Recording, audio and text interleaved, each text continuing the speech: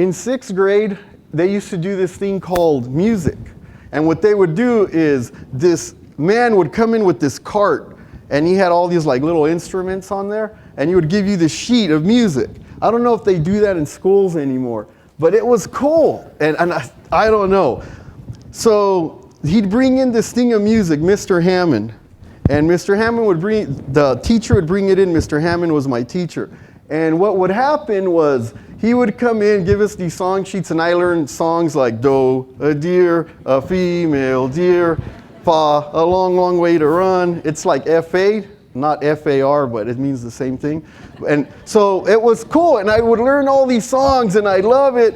And I'd be all like this with these tattoos and like this, and all the other kids would be a deer, a female, like... Because I had gotten to that point in 6th grade where I was one of the 3 toughest kids, so whatever I did, you know, everybody wanted to do it. It's like, oh God, here comes Danny, here comes Danny. And what are you doing? Boom. Hey, what are you doing? Boom.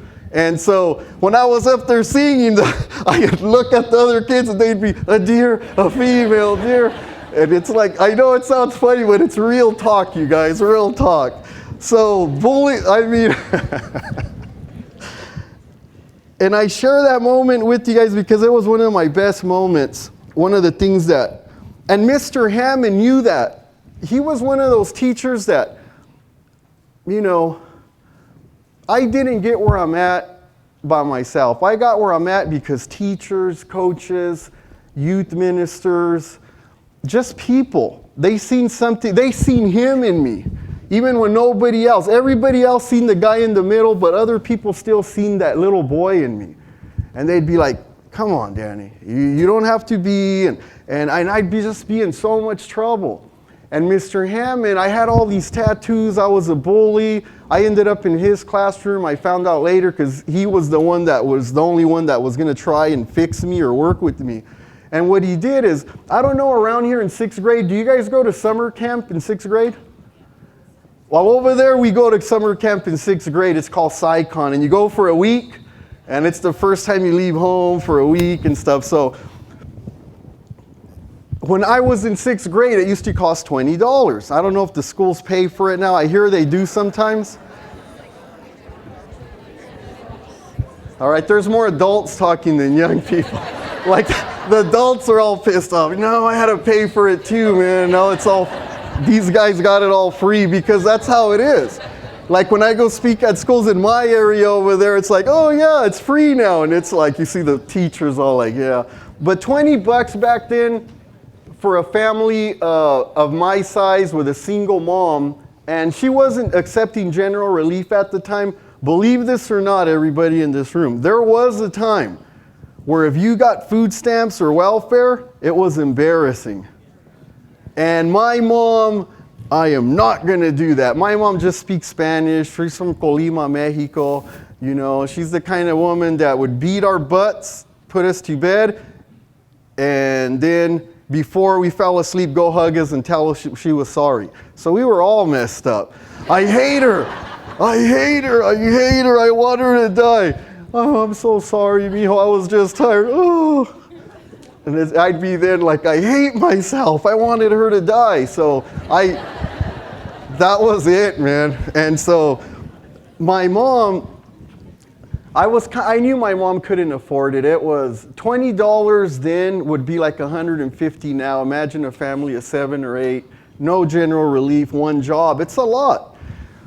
And so what ended up happening is Mr. Hammond announced it. And this is how good of a teacher he was. Is when he announced it, I didn't even catch it.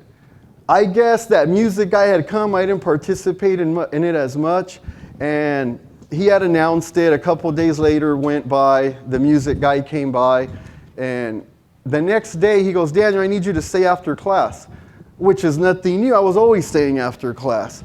And so I stayed, and he goes, hey, Danny, ever since I announced the SciCon thing, the summer camp thing, you've been acting different. You've been acting up.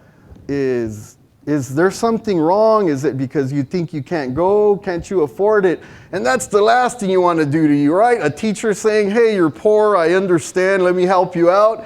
And at first I'm like, no.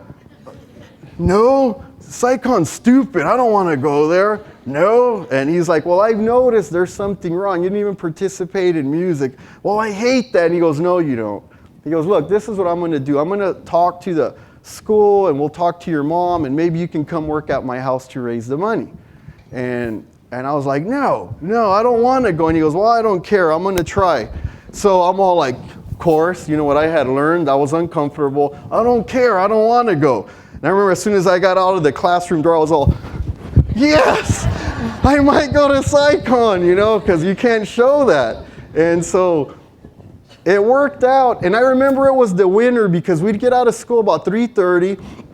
And then about 5 o'clock, we'd go to his house. I'd work for like an hour or so. When you're younger, an hour is a long time. That's why it's easy, huh, for you guys to be bored. Like right now, you guys are already, all right, it's been 20 minutes, dude. I'm like almost at the limit. But just hang in there, you guys. This is a good story. So what ended up happening, like I'd work for an hour, and after an hour, he would, because our house was a little 2-bedroom house, okay? And his house, you know, he had a nice home with a real fireplace, and it was just him and his wife. And I remember I'd get there, he'd give me some tools, I'd change my shoes, because, you know, he'd bring some shoes because you're going to work. And I'd hoe weeds because no matter what, my mom and dad did instill certain things in me. Even though they did it with a belt and a couple of things like that, I did learn, if you're going to go to someone's house, you leave a good impression.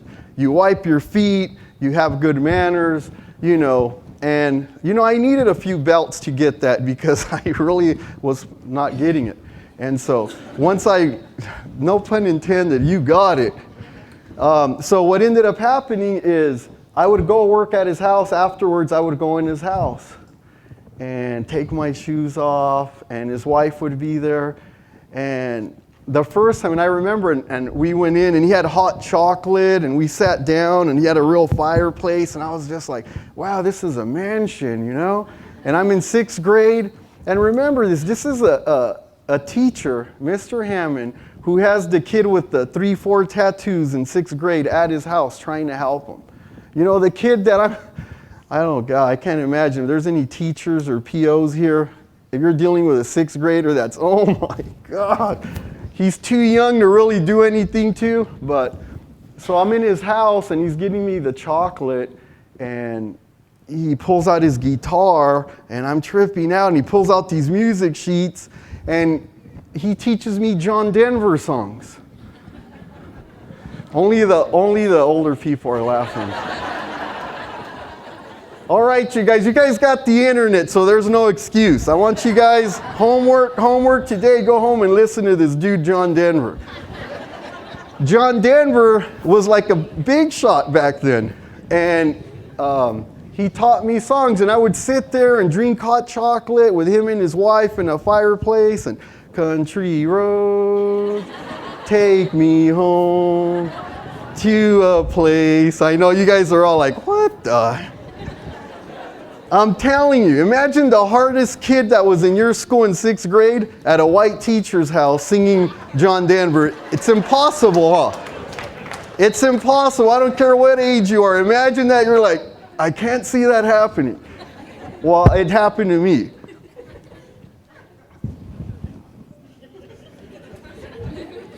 And you know, I don't even think he knew what he was doing, but he was showing me that I wasn't a bad kid. He was showing me that I was worth it. Even though I wasn't old enough or I didn't have good communication skills to receive his message, I know I felt something because to this day, he's a big part of my story.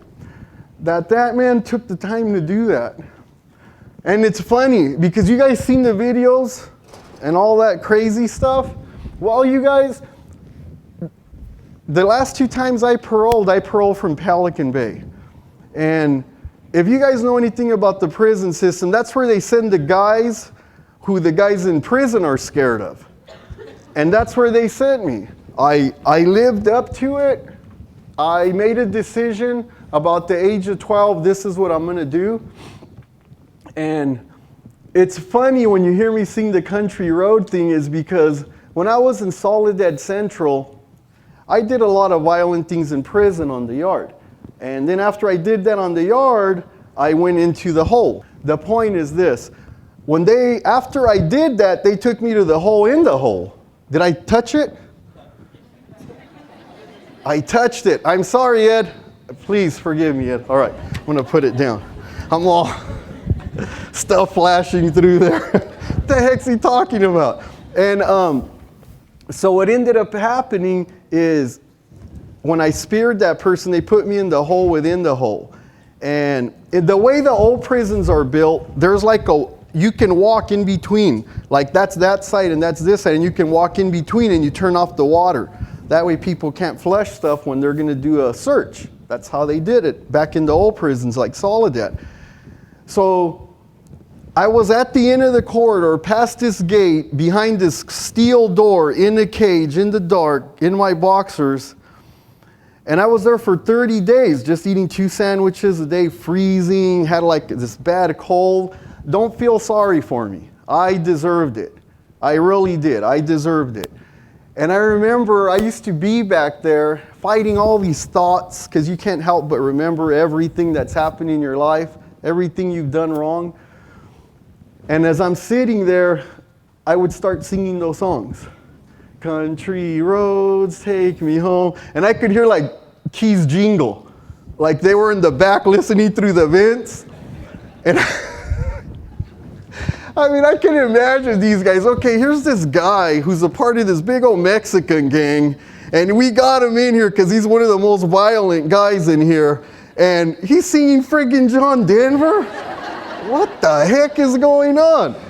But later on, they moved me out of there, and then I kept fighting the case, and they took me to the regular hole. Some of the officers had told me that they used to be back there, and they'd be like, dude, I'm not lying, go back there and listen. And that they would be over there and be like, oh, Longoria singing John Denver. What's wrong with him? Dude, I think he lost his mind. And I didn't know it then, but see, he taught me something that made me survive that. And I got through it. I got back out there, and I was in the hole going to court. And just what he did in 6th grade, taking the time, and I did go to summer camp, by the way, and that's why I go, yeah, I was bad over there too. And so I went to summer camp and made people eat stuff. I hate bullies. How many people in here hate bullies? Yeah, that was me. But, so anyway.